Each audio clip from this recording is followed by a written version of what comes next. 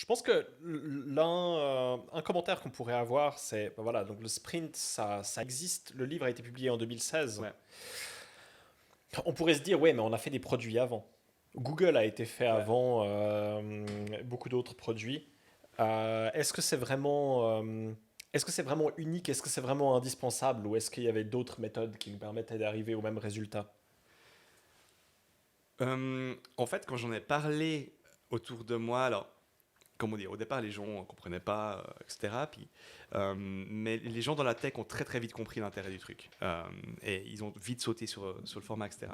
Et puis, je me souviens, je l'ai présenté à ma grand-mère, qui à l'époque devait avoir 96 ans. Elle est décédée maintenant, la pauvre. Et 96 ans, je lui parle du truc, puis elle fait, bah ouais. Je fais, non, non, mais t'as pas compris à quel point c'est innovant. Google Venture. Puis elle fait, bah non, mais bah ouais. Puis elle me dit, moi j'étais patronne d'une entreprise dans les années 60. Et puis elle avait une imprimerie, etc. Puis elle disait, bah, on a toujours fait comme ça, en fait. Quand on avait un gros problème, on réunissait les top employés de la boîte autour de la table à cuisine et on sortait pas avant d'avoir trouvé une solution. Et puis, alors, ils n'avaient pas des post-it, ils écrivaient sur des bouts de papier, enfin je sais pas, mais ils échangeaient. Et en fait, je lui décrivais la méthode ou les exercices, puis ils disaient, mais en fait, on a toujours travaillé comme ça à l'époque.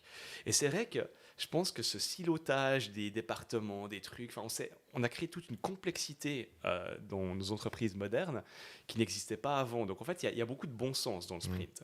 Mhm. Il y a beaucoup de bon sens. Et puis, ouais, je pense qu'une entreprise qui sait bosser, naturellement, va travailler selon cette approche. Ils n'ont pas besoin de prendre le livre et suivre la recette. Parce qu'elle est assez naturelle, cette approche, de discuter, etc., prototyper. Mais il y a beaucoup d'entreprises qui ne savent pas bosser, malheureusement. Et qui Bon, sont over. si je peux me permettre, ta grand-mère était quand même un petit peu plus élitiste parce qu'elle incluait pas les stagiaires, hein. Alors, c'est vrai qu'elle m'avait dit que c'était les meilleurs employés. Donc, il y avait ce Ah, il y avait qualificatif. peut-être des stagiaires dans le tas, c'est possible. Peut-être, je ne sais pas exactement comment ça se passait, mais en tout cas, c'était assez étonnant de voir à quel point ça ne l'étonnait pas du tout Mm.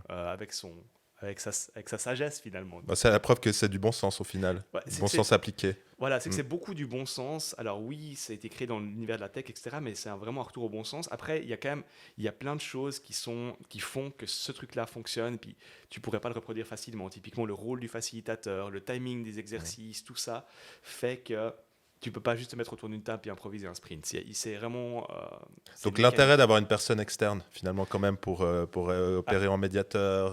en médiateur, Ouais. en accélérateur, Mm. des fois, tu vois, on va timer le temps de parole, puis tu pourrais pas le faire dans l'entreprise. Tu as le VP of Sales qui commence à parler, etc. Tu peux pas le couper normalement. Mhm. Moi, je peux le faire parce que je suis Ouais. payé pour, c'est mon rôle, j'ai mon timer dans la main, et tout ça rend le truc possible.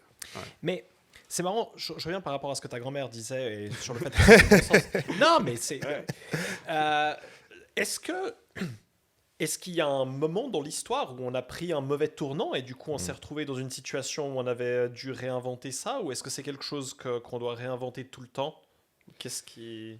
Je suis pas un fin connaisseur voilà, des entreprises, enfin de la structure des entreprises, mais je pense que c'est arrivé un peu avec Tyler, hein, tu sais, où ils ont commencé à faire grandir les entreprises, il y a des chaînes de production, ils ont commencé à tout décomposer finalement. Parce qu'à l'époque, les gens travaillaient, ils avaient des rôles beaucoup plus complets, tu vois, ils étaient artisans ou ils étaient commerçants, puis ils faisaient plein de choses, plein d'activités, puis ils étaient très proches du statut de freelancer maintenant ou de petite start-up. Mhm. Et puis c'était juste naturel de travailler comme ça. Puis je pense que c'est simplement les entreprises qui ont gagné en taille, qui se sont structurées, etc.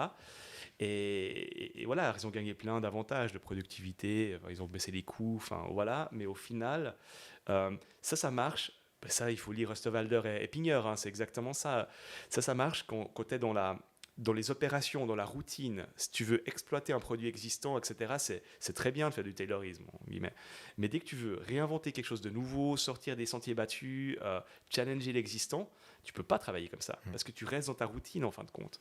Mhm. Et puis ça, c'est pas pour rien que les startups sont juste plus agiles, plus efficaces, parce que ils sont juste plus complets finalement.